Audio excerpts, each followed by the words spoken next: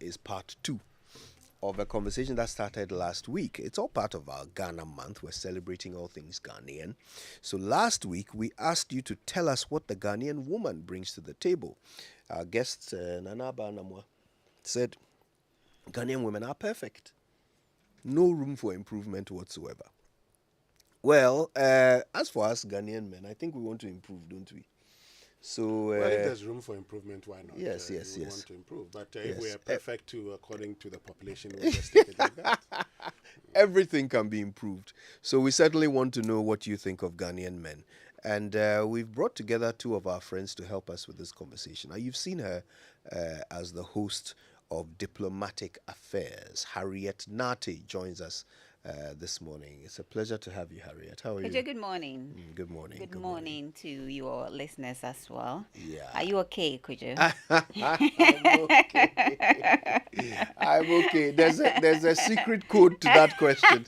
Yes, I'm okay, Harriet. And we'll be joined on the phone by John Dumelo, who needs no introduction. He's on the phone, actually. He's on the phone. Good. John, good morning to you. Good morning, Kojo, and good morning to everybody. I have no doubt that you did for us this morning. All the time. All right, listen, so we've been asking, people to complete our sentence for us.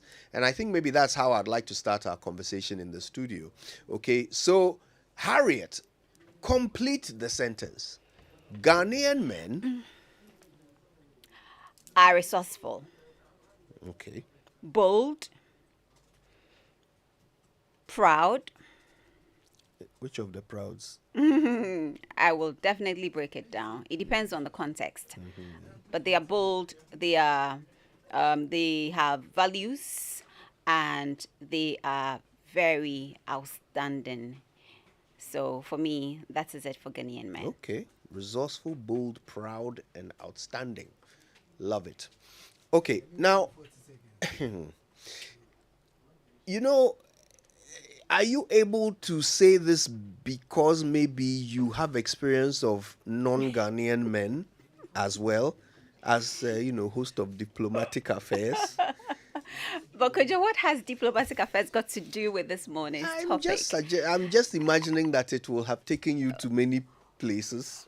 Right. So I think what we usually read on the internet or all the articles that point out to the traits of a Ghanaian man, and then your personal experience with, a Ghanaian man. So for me, I would rather prefer to share my personal experience with them rather than read what has been put out there, where anybody at all can just access that and make up their mind that that is what it is. But how about your own personal experience with men or your experience with women, for instance? You would want to speak from your own perspective. And for me, I think that's what I have gathered so far. Okay. Well, you talked about Nanabe's response or reaction to this particular issue when we're doing the opposite. Ghanaian men, women, they are faultless. They are, perfect. Faultless and perfect. Okay. Yeah. So, even though I don't want to go back and redo last week's topic, thank you for your addition. It looks like the consensus is that you are faultless and perfect. That is not and, it. But then flawless. That's her reaction to Yes. this particular topic. And I'm thinking that it depends on the situation that you are meeting a person and your experience, how you act and how they react.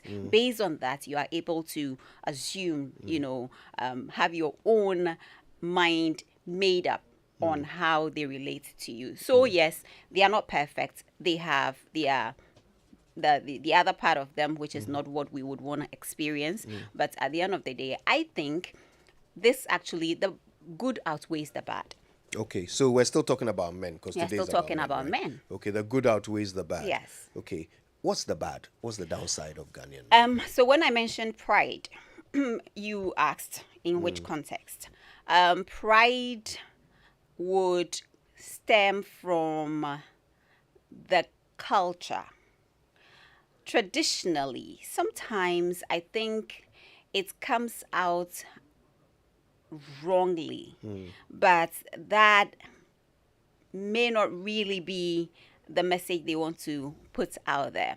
They are very protective or overly protective. It is because they care.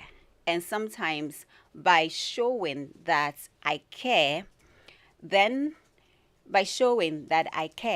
then you overdo things and the person feels uncomfortable. So pride in this context is they do not want to accept help.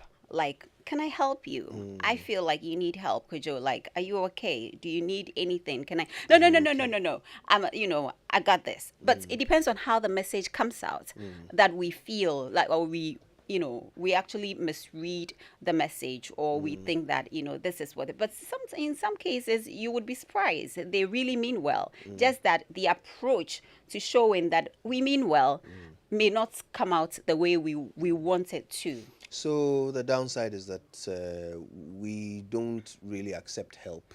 Yes. Well. Okay. I want to bring John in. And John, I don't know if you are aware of this, but in many parts of the world, when somebody says Ghanaian man, the person that comes to their mind is you.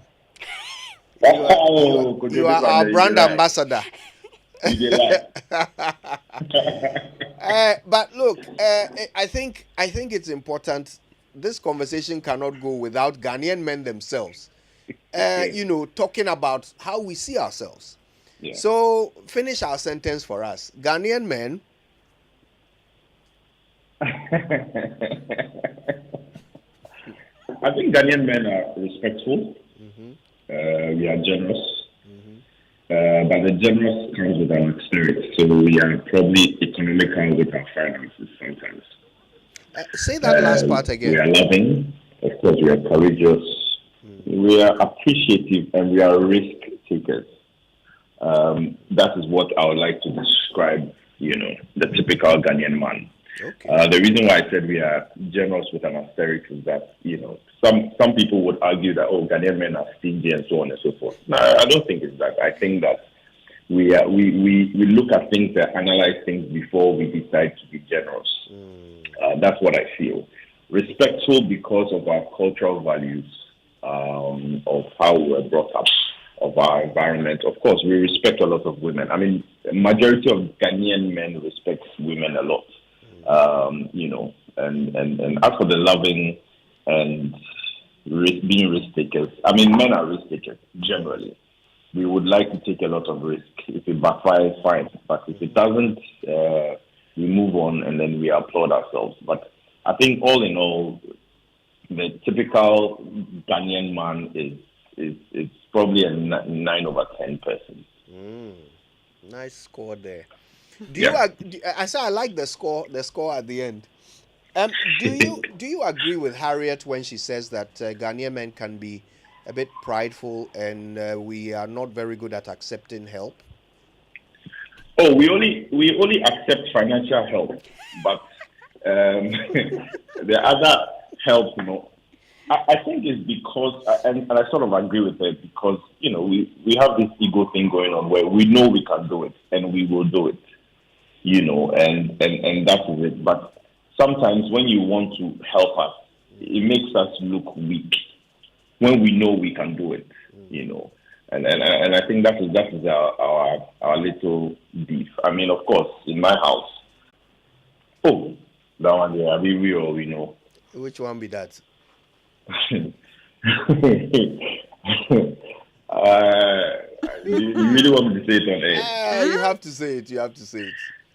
I think we are generous when it comes to loving, and so we decide to spread our love,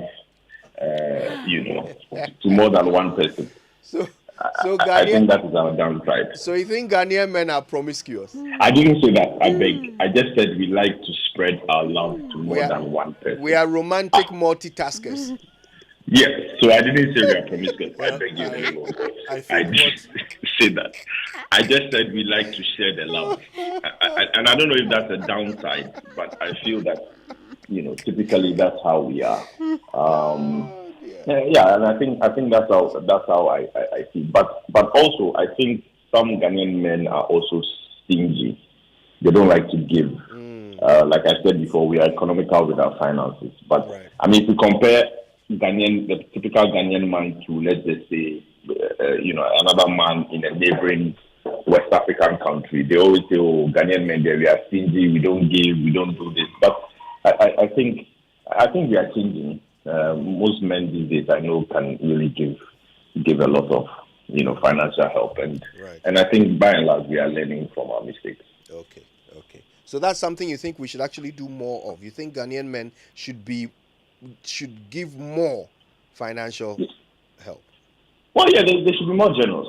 I mean, I think Ghanaian men should be more generous when they have to be more generous, and that's it. We shouldn't always be stingy and try to look like Charlie. We know they give, because I mean, Charlie, the world is small, the world is round, life is short.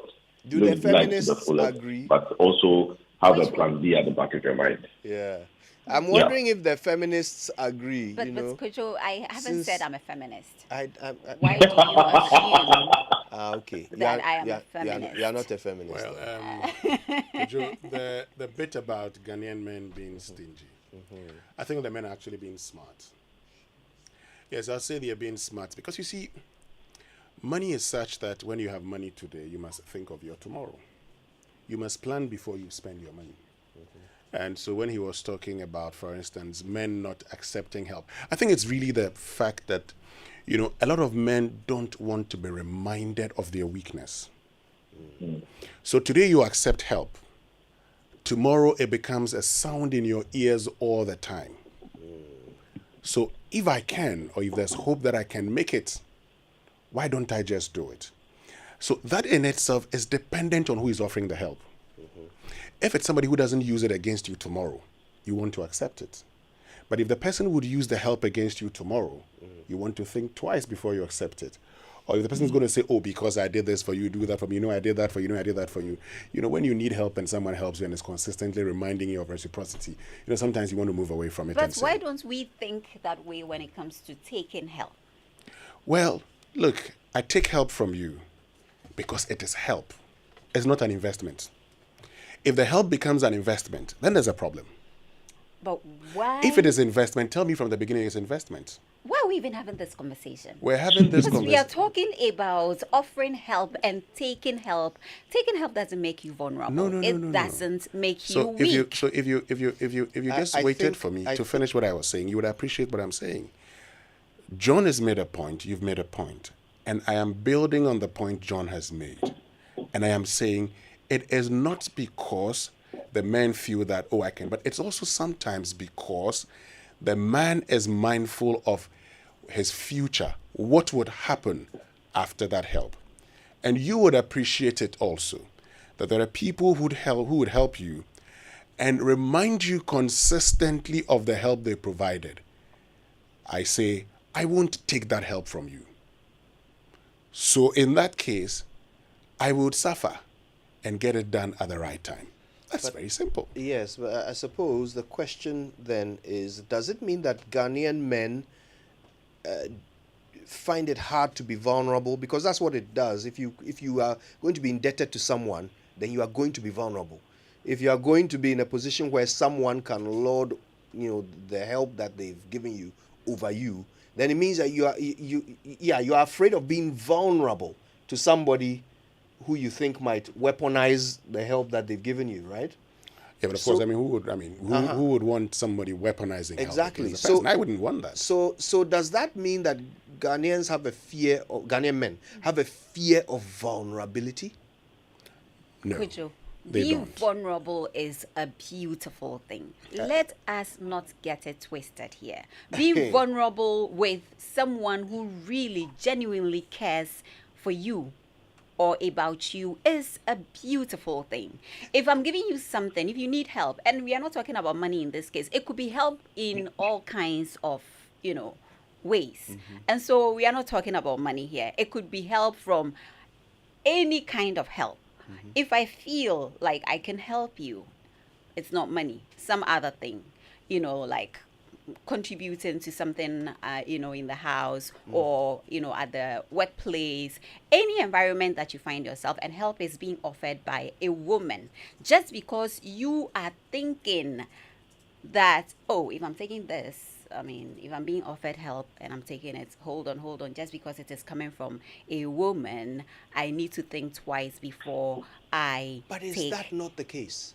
help. Is from that her. not the case? Does it not often happen Kojo, in this case, that a man who takes help from a woman Kojo, we are ends up talking about regretting the it? downside of the Ghanaian man. Yes. And we are talking about the things that are not pleasant when it comes to the Ghanaian man. So in this case, we are looking at not accepting help as one of the things that is not pleasant about the Ghanaian man. I'm with you. And So let's and not I'm really asking- shift from this. I'm with you, and I'm asking that is there not perhaps a reason why you find Ghanaian men to Why be like are that? you two so fixated on the fact that it is going to be weaponized Kojo, against you? I don't get it. let me- Just accept that downside of you that, oh, so this is what we do that is not good or you don't like, right? Kojo, Now, this is one see of the how- traits, you see- characteristics No, of a I- Ghanaian you know, man. I've- That's what we are talking about, Kojo. You see how I don't militant you are about appreciate the fact a that man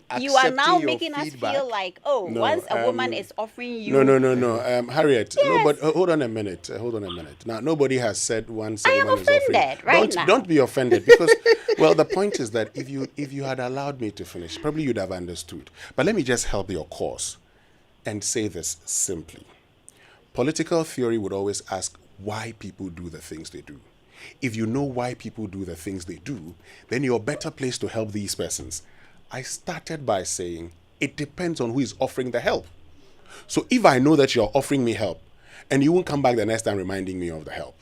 If you're offering me help and your help is not investment, help could be in any form, but could be investment. There are people who offer help, and it's investment for them.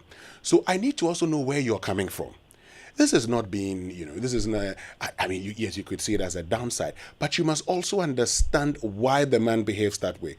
You started by talking about tradition. right. In the tradition, for instance, yes, about tutu etribemabo. And when a man is born, when he's giving all the appellations, Obama and everything, he's expected to be a breadwinner. So there are times that men generally would feel, if I do this, then it makes me feel weak. Today, the young men talk about strategic relationships. Today, the young men, you see that young man, they're nodding. You may not know, but we deal with a lot of young men and women these days. We know how they think. The young men say strategic relationship. You assume you know how they think. We know. And as they engage in a strategic relationship, they tell you what they expect and what they do not expect. In fact, they tell you the sort of things they even want to do in these strategic relationships. And I am saying the young men are very cautious of those they get help from. If they know it is you, oh, why not? Fantastic. If it is not you, help could become investment. I won't take it. This is very interesting. Yeah. Should we begin to also act that way?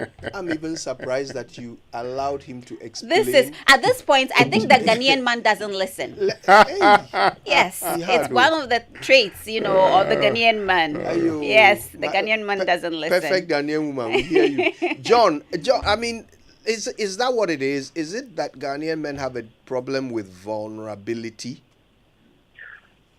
I think so. I think that is, Thank and you. I believe That's the I same question I strongly agree with what he was saying. I think that we've had experience, not what we, but most men have had experiences of when they were down and they are being reminded of, oh, you cry, I helped you before and you didn't do this, and you cry, I've done this for you and I've done this for you. And at that time or at that point in a man's life, you don't have to remind him of maybe the help that you gave him. It makes him, it breaks him down. And so that is why he was saying that sometimes we are selective of the kind of help that we want to receive. Because if you've had, a past experience where somebody helped you, and then because of a small misunderstanding, they'll say, okay, the money I gave you, you give it back to me. You owe me this. And funny enough, the women, they write it down. They'll write it down from 5-6 years ago. And I did this, and I did this, so pay me back. We don't need to be reminded of such events. And so sometimes, yes, we are very careful of the kind of help that we receive. And of course, we are appreciative of that fact. But if you receive help and later on you go and trumpet it all over the world that, Charlie, oh, you when we got married, you didn't have a job. I was the one looking after you for 4 or 5 years and so on and so forth. I mean, it's life. It happens all the time. And so, yes, we are quite selective of I the think help it's because that you we have want the to receive. tendency of forgetting who held you down or who had your back when you were down. And so Hey, we've had to Harriet. write it down to remind you so you don't forget. What is wrong with that? No, that's wrong. You shouldn't look. Let me give you a perfect example. For me, I sometimes when I help people, I mean not in my marriage, but outside. When I help, I don't write it down. So later somebody comes and say, "Oh, John, when I was this, you helped." Because I feel if I write it down, what's the point in writing it down?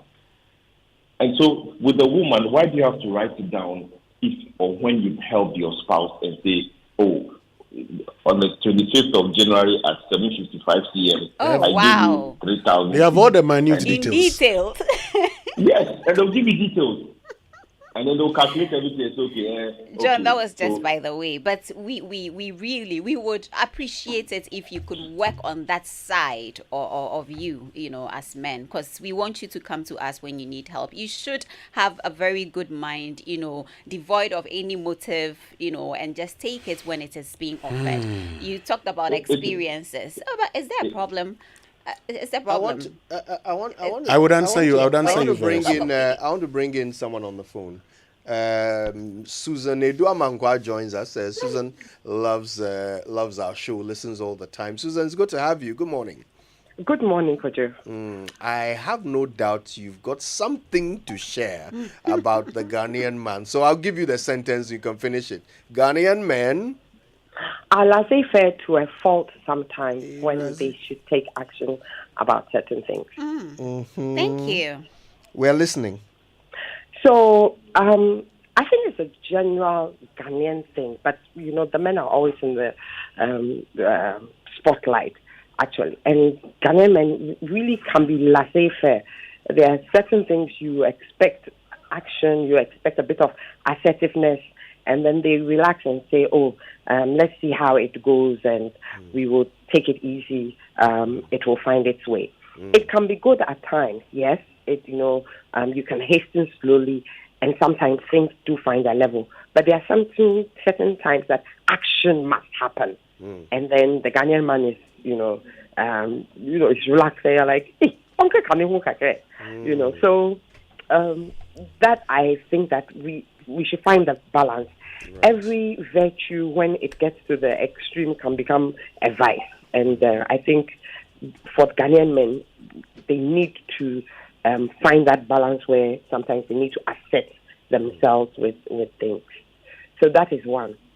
And then depending, and one we talked about romantically, depending on which ethnic group the Ghanaian man is coming from, he either has the language of giving, so I would say maybe an Ashanti man, he wants his like Ohima, I don't know, some mouth, things like that, and he'll give and that is his language of love. And for that Ghanaian man, maybe you find a fancy Ghanaian man, he's on his raps, and he's like, Kujo, no, or Kanoya there, Noya there, and Komode is his language of love. So, depending on where they find themselves, their language of love, that is the Ghanaian man. Okay. But the general Ghanaian man is talking about that. He doesn't know how to cuddle. You must collect one round. He asks for cuddle. He doesn't know. Susan. This didn't come from me. You don't cuddle and leave it at that. You must collect one round. That's the Ghanaian man for you. Winston here. I'm interested in a point you made. You said when you need them to take action. What action are you talking about here, Susan? Oh, generally, I mean, maybe there's an issue. It cuts across all spheres of life. There's an issue, and you expect him to be a little more assertive in it, and he's like, "Oh, let's hold on. Let's see how it plays out." So it's not just in one aspect, but in many aspects of life, you find that the Ghanaian takes a laissez-faire attitude to it, to wanting to see it pan out, in a certain direction before they take action, and that doesn't help too much. But Susan, can I ask you a question? Mm-hmm. At the end of the day, the thing will be done, right? Sometimes not. Sometimes, the quicker or the earlier the action is taken, then it doesn't. It's better for the situation. So if you wait for it to get to a certain extent, it may be a little too late to, for restoration or making sure that the worst thing doesn't happen. I mean, look, we are in an economy that has fallen flat on its face. Maybe if we had not taken a wait and see attitude or something, we may be better off for it. So, it depends on the situation. So, sometimes we need to be a little more aggressive. Hello, can you hear me? Yes, we can hear you, John. Go ahead. So let me give you an example. So let's just say in my house, right? Something is finished. And my wife will say, oh, John, this thing is finished. Can you buy it? And I'll ask the question, please, is the thing finished or it is finishing? Then she'll say, oh, it is finishing. Then I say, okay. So that means I don't really have to buy it today. I can buy it tomorrow or even Monday or Tuesday. Then they'll say, yes, you can. So I said, so why are you telling me to buy it today? The thing is finished at all. And you see, that's the issue I have. So when we say we'll do it, No. When a woman says there is no pressure, she means it immediately. She's not waiting for you. Exactly. You are not come to tell her. Exactly. But Susan, no. Sometimes what John is saying is the situation. I mean, yes, you're being proactive. You realize that it will finish maybe in a week time. You just want to ensure that you have it when it gets finished. But the man is also checked and he's realized that, if this thing is not finished, we can save that money today. Maybe something may happen tomorrow. But we, Adikamo, about the money. If you about say the king says he did on the other side of town. And they want you to go and, go and buy it. The stress or quantify them in money. At this point, are we still talking about the Ghanaian man? Oh, clearly, okay. You are hearing Ghanaian men defending themselves. Listen, let me be controversial. I actually think Susan has a point. I think Ghanaian men are slow to action, generally, because we are very deliberative. We want to deliberate and be as sure as possible before we take an action. Okay, we hate to be wrong, or we hate to get it wrong. We hate to throw a resource in the wrong direction. So we want to get it right. And sometimes it means we miss opportunities. Or you hate to be told what to do. Oh no, I don't think that's what it is. Even when it's a self-generated idea. So why are you slow to action? Even when it's a self-generated idea, we are slow to take action. Again, we were just reminding you. So I think Susan has a point that Ghanaian men may miss a lot more opportunities than, say, our Nigerian cousins, who might move a bit quicker when an idea comes up. We are not comparing, are we? Oh, why not? I don't see what's wrong with comparison. Okay. It helps us understand where we are in the scheme of things. Nothing wrong with that. And we can learn from those who are doing better than us. I don't see that as wrong. So I mean, is that a Ghanaian man character? That's the thing I'm interested in. It's really a Ghanaian man character. Kojo, I'll tell you, we went for a meeting one time, and this meeting was with a particular nation, who are upfront and very outright. You may say which nation it was. No, I'm not going to say. Okay. All right. So we went for this, and the nationals for this meeting, they were the sponsors, and they were saying, and they say, you didn't do this, and you didn't do that, and you didn't do this, and do this. And typical Ghanaian men sitting down quietly, listening to it, and, and then then the leader of that group gave a very diplomatic answer. But then one national from that group got up and said, you know what? They are being nice. They are being typical Ghanaian. They are allowing you to push them, and it is not because they don't know what they're about. They know exactly what they're about. This is their circumstances. This is why this action was taken. So you cannot talk to them that way. And they shut up. But, the Ghanaian men there, they knew what they had to do. They knew what they had to say. And yet they gave some diplomatic answer and made it look like they were incompetent or they didn't know what they were about. But and that is a typical Ghanaian man. If it hadn't been that the other the nationality of the sponsor got up to tell his people that, look, you cannot talk to these people this way, and it is not because they haven't done it. They have done exactly what is supposed to be done, given their circumstances. We would have just, so sometimes we need to be upfront and we need to be, not too diplomatic or don't let it ride. We have to state our place in certain things. And it's a very Ghanaian thing. It's a very Ghanaian thing. They will come out and say, oh, it's okay, it's fine. So, it's okay, it's fine. It's not fine sometimes. And sometimes you need to really make the point. I can't help but remember how last week's conversation went. Susan, hey, fire be this. No, you see, the thing Susan is talking about, well, I mean, I have different experiences, but, let me just move to one other point. I mean, she's talked about our Ghanaian men. Sometimes we expect them to take action. I've sat in a lot of conversations with men, married men, and they've said one thing. One of the things they've said is, for instance, that these days, they like it when their women take a lot of the decisions and actions. They like it. And there's a reason they do that. They do that because, Coach, I've told you this before, that years ago I met a CEO from South Africa who said, you can ask me every question you want to ask me. But in case you want to ask me a question about marriage, let me answer before you ask. They're always right. They refers to women, says they are always right. If you want your peace of mind, they're always right. So I've come across a lot of men who these days, we need to do this. Oh, okay, how about you do it? What would it take to have it done? He says, oh, do it. And he moves on. Now, they do these things. So when it becomes very difficult, and Susan would say by then it would have been late, but when it becomes difficult, he steps in and gets it done. But until then, he wants to sit back, watch you do all the things. I mean, and it's nice when the women are in charge in the house, I tell you. I mean, it's so peaceful. You're walking around. We don't want to be in charge only in the house. Oh, relax. We everywhere. Want to be in charge everywhere. Oh, but that one, you let me finish my point. Right. You see, so it's nice. He allows you to take, do a lot of things. So sometimes, yes, I can understand where Susan is coming from. Sometimes, maybe if you had stepped in earlier, you could have prevented certain things from happening.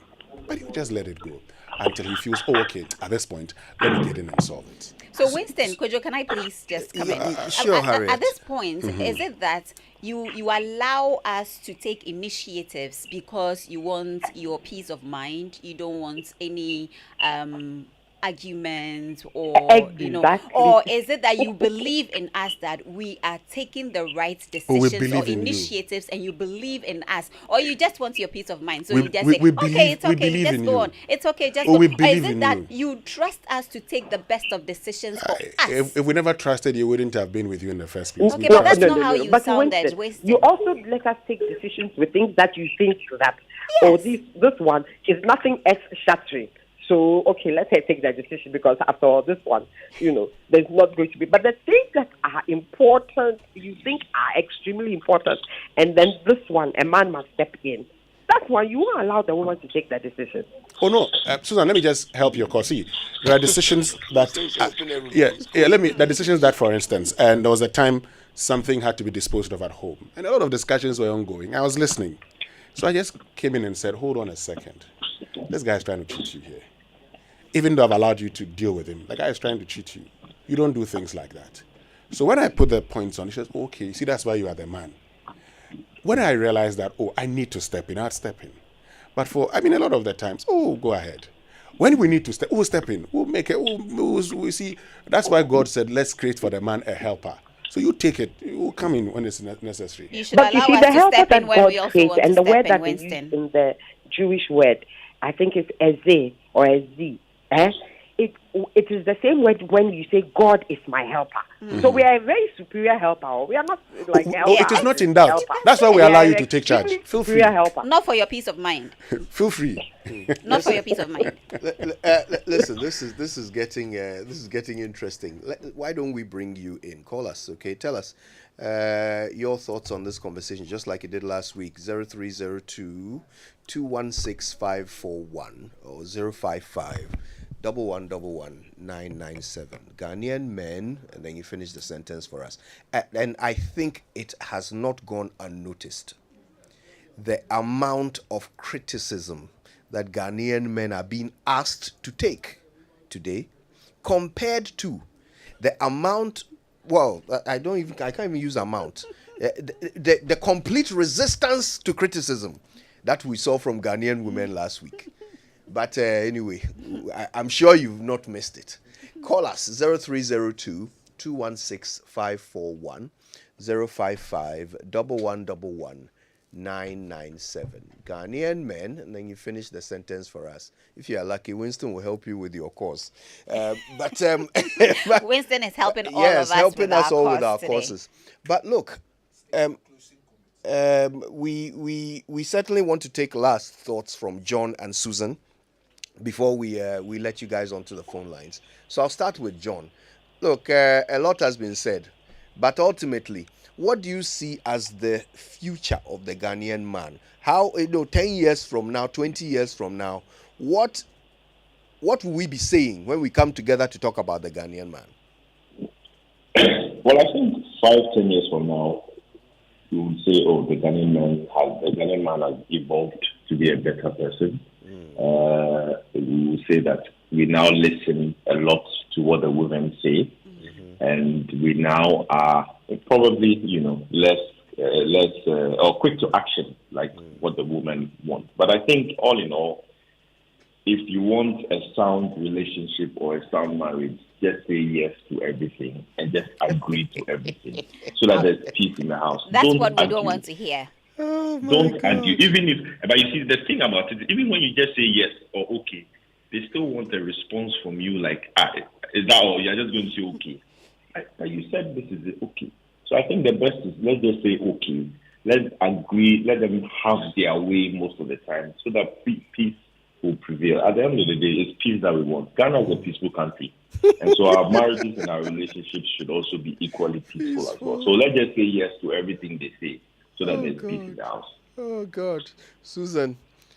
John Pa, you are saying okay just for okay's sake, so that you have your peace. The okay means that get up and do something. You don't just say okay so that you have your peace. Oh my Really? God. The okay means that okay, the milk is getting finished. Okay, I get up and I go across town to buy the milk. Not okay, and I'm still sitting there watching football. It's not an okay. It doesn't, They can do better. work They that can way. do better. Right. Okay. They can do better. So, in 10 years, if the Ghanaian man,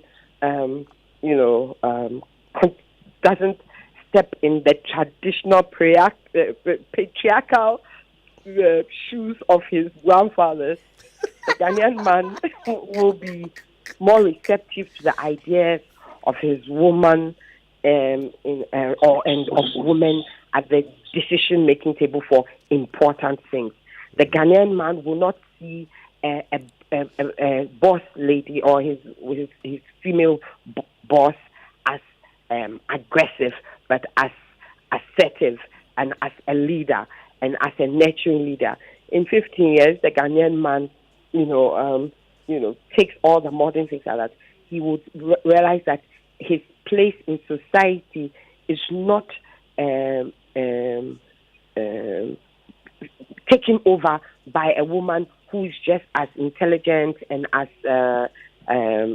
resourceful as him, but that she really is an equal who goes to help in moving, development and moving the agenda into a better place for all of us. So that's, I hope, will be the Ghanaian man in 10, 15 years.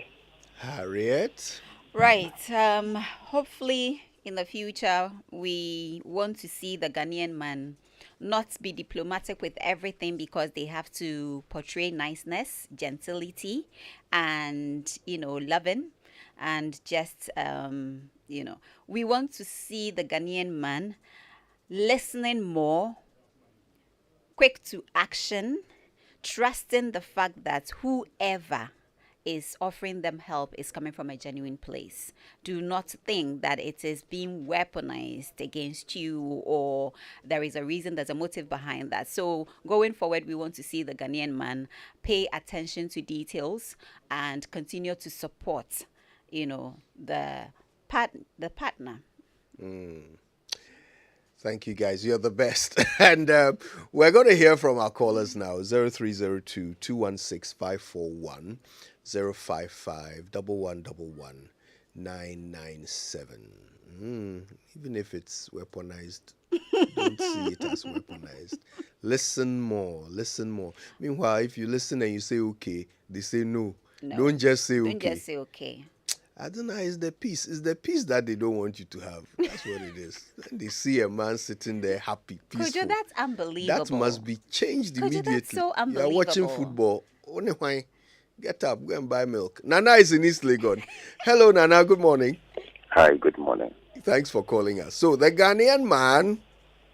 Oh, it's everything I agree with the women. Oh, yes, of course. I don't subscribe to any of what you people say, any of what the men say.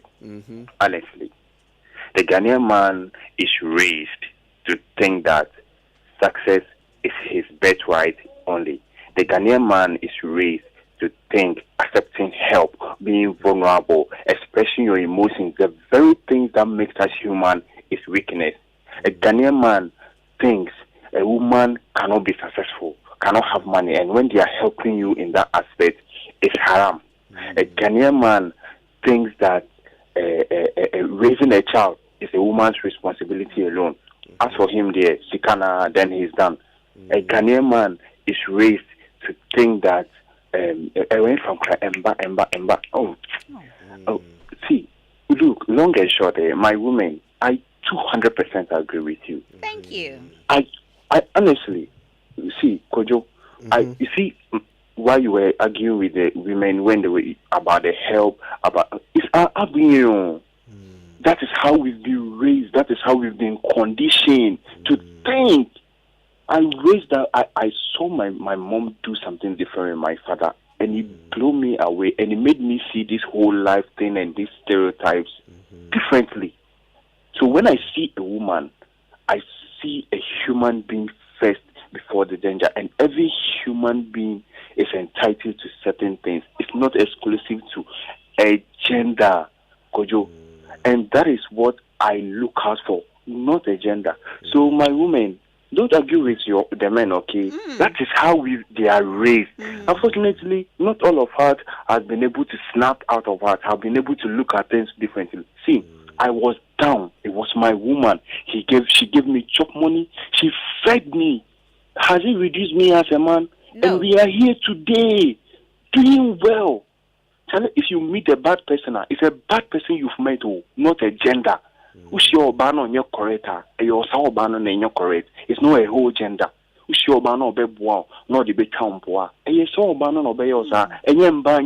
is what a lot of us are not getting. It's the same with men. You think men do not do that? They don't do things for women, and when they say break up, they'll go that give me my thing. You think they don't do that? You think men do not express their emotions? Look, we call something nagging, and we say it's the women who do it, right? Because they do it in front of their man. He wants the man to listen and do something about his situation. This, the man do not retaliate or do not say anything in front of the woman. But when he meets his closest friend and you complain, telling my wife this, my wife that, what do you think I should do? What do you call that? Is it not nagging? You are doing that. You are doing exactly that. Just that you are not doing it in front of your woman. So you think you don't nag. Emotions. Which human being do not have emotions?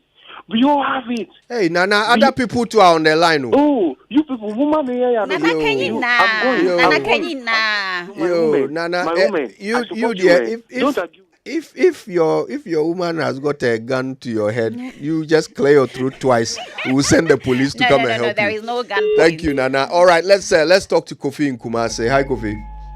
Hi, Kojo. Handsome Kojos. How are you? Handsome Kofi. I'm fine, thank you. Yes, this is Kofi Bageneba.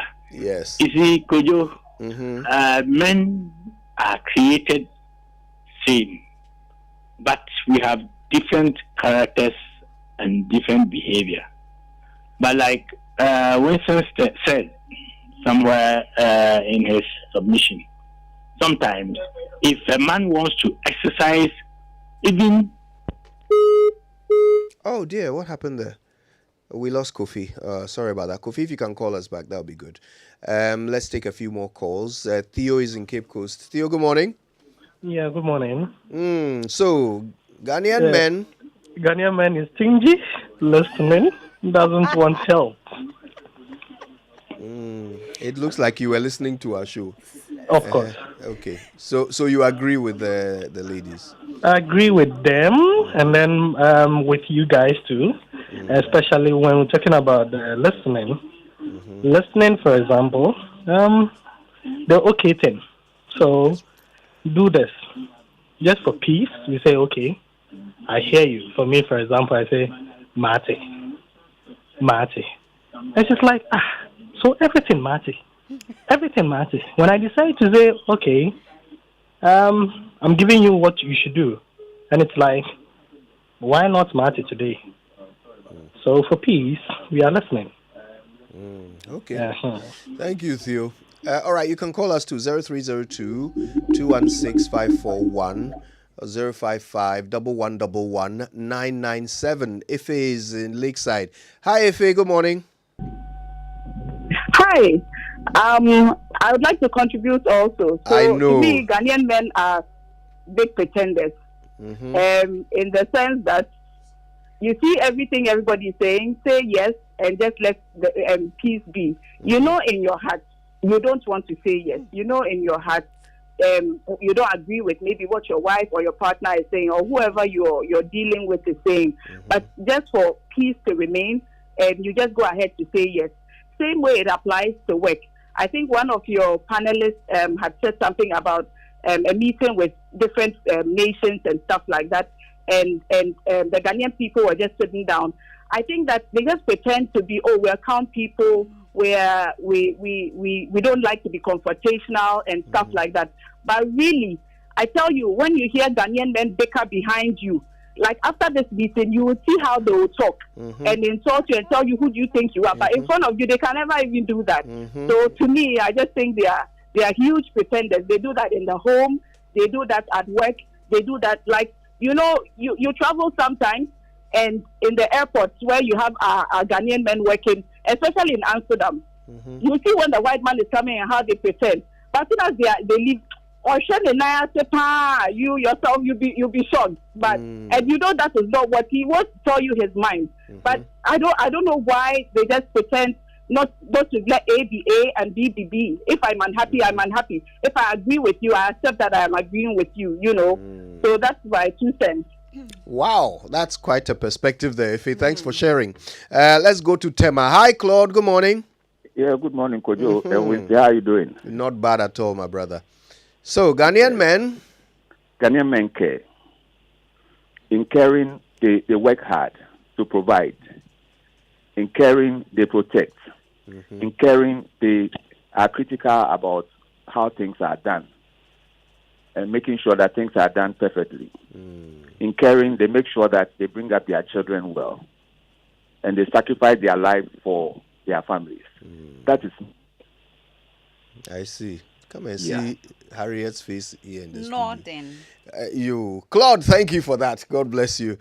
You can call us to 0302 216 541 or 055 1111 997. I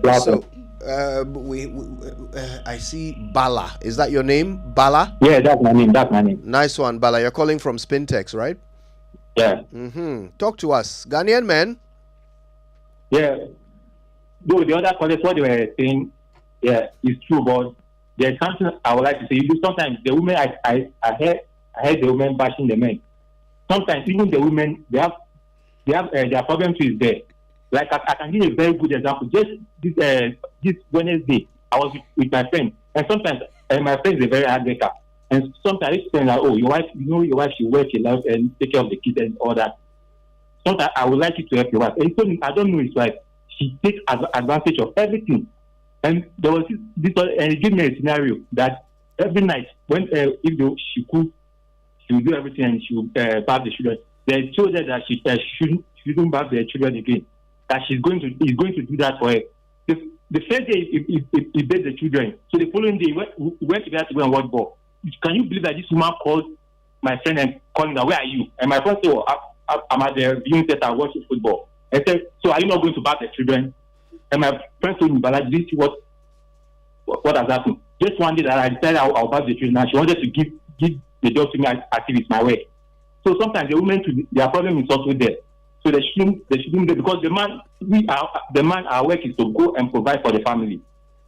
So if the woman is the one working, then the man is not working. That's fine. The man can sit home. But if the man is the breadwinner, then the woman has to do everything.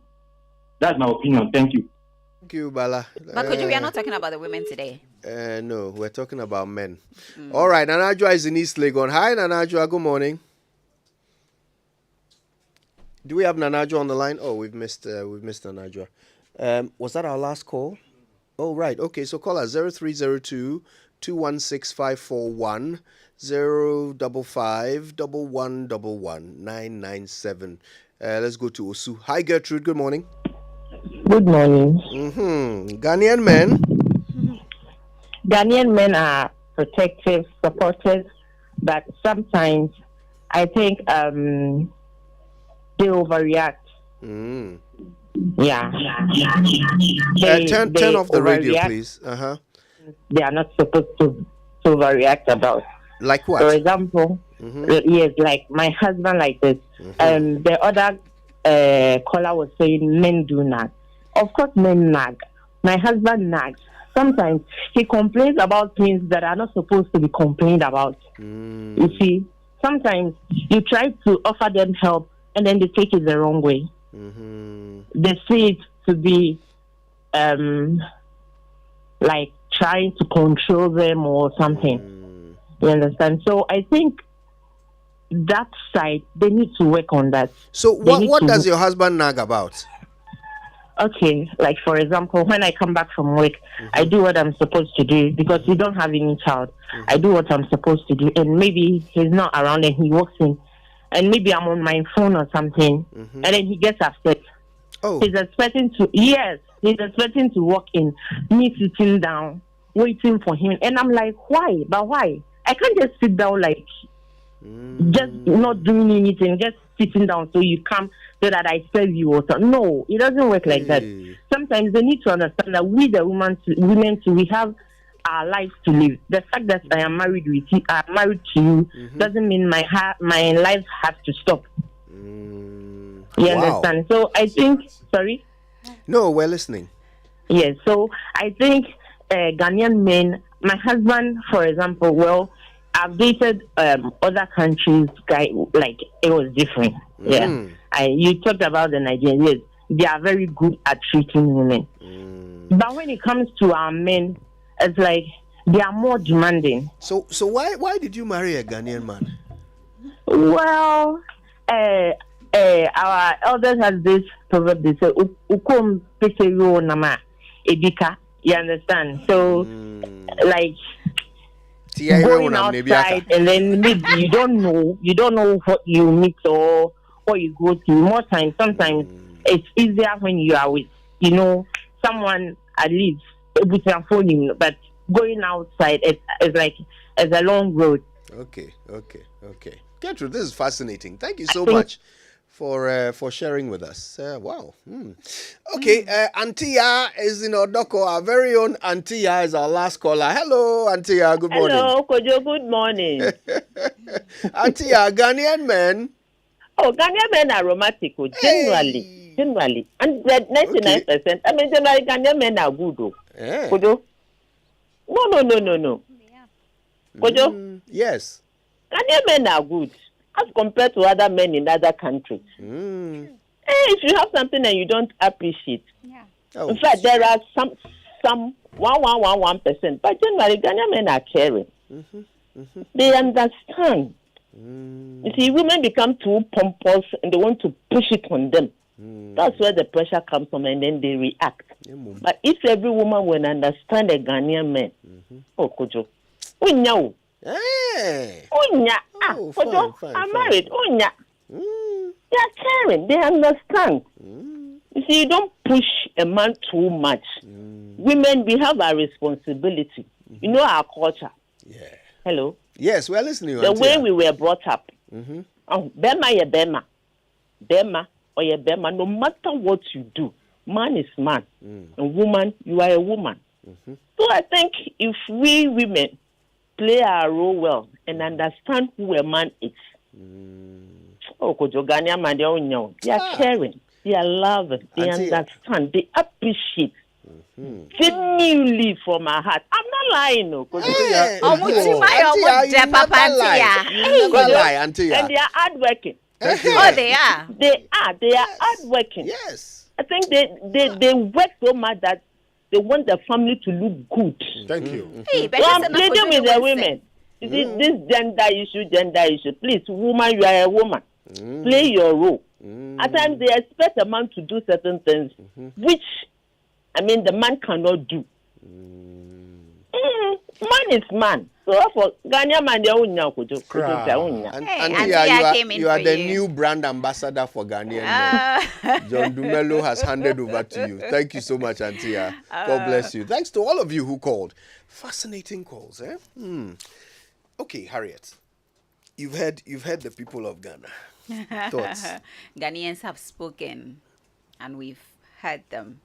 I think, let me go back to the first call. Was it Susan who was on the line with John, right? Susan. So I think others have also shared the same sentiments, as Susan, about being diplomatic.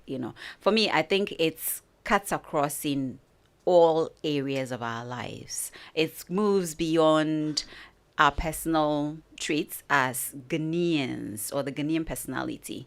It has to do with even leadership. And just because I treat diplomacy and international relations, I think sometimes, I don't know if it has to do with the Ghanaian hospitality thing, that tag or something, because we always want to look nice. We always want to avoid conflicts. We always want to avoid any, arguments. But I think when the need be, just stand up for your right. And of course, that is how you will be measured as your values. And so for me, I think Ghanaian men, coming back to Ghanaian men, the topic this morning, they are loving, they are very caring, which I already, mentioned when I started, before we started this conversation. I mentioned that they are very caring, they are great, they are amazing, they are generous. Honestly, I wouldn't even say they are stingy and all of that. I haven't experienced anything like that. It depends on who you are dealing with. So do not assume that just because you encountered one bad person, it means that all, generally, that's the mindset you build and that's how you deal or relate with men. It shouldn't be that way. And same when it comes to women as well, how you see women, how men treat women, and, where they position them. I think it's all boils down to respect. Checho? Well, look, Auntie has summed up everything. No, I knew it. And let me also indicate that, look, I sit at different places, have different conversations with different people from different countries. Sometimes, just sometimes, if Ghanaian women also knew what women from other parts of the sub-region said about Ghanaian men, they would appreciate their men the more. Because some of the people you think, they are very romantic, ladies from those countries, see Ghanaian men and say, I would choose a Ghanaian man. I didn't want to say this. No, I think that sometimes, you don't know what you have until you lose it. We do. Well, if you know. We do, but then there is a downside to it, and that's what we're talking about. And I think that the average Ghanaian man today, Yes, Susan has talked about what she may have experienced, but I think the average Ghanaian man today, wherever he finds himself, is very assertive. He would make his point. He wouldn't be cowed into any submission when he feels he has a valid point. Yes, some people would still want to do things diplomatically, but hey, I mean, I've seen people around in different parts of the world who are Ghanaians, and they stand up for what they believe in. There's something we believe in here at Multimedia, that the economics of what we do is not in what is produced, but in what is consumed. So I think that as Ghanaian men, the purpose of or the benefit of today's conversation is that we are hearing from the consumer. We may think that this is what we are producing and it is good, but the consumer says this is what they want us to produce. So in order for us to evolve into this new, better Ghanaian man, I hope that we take some lessons from what we've heard from the consumer today. And may the consumer continue to consume.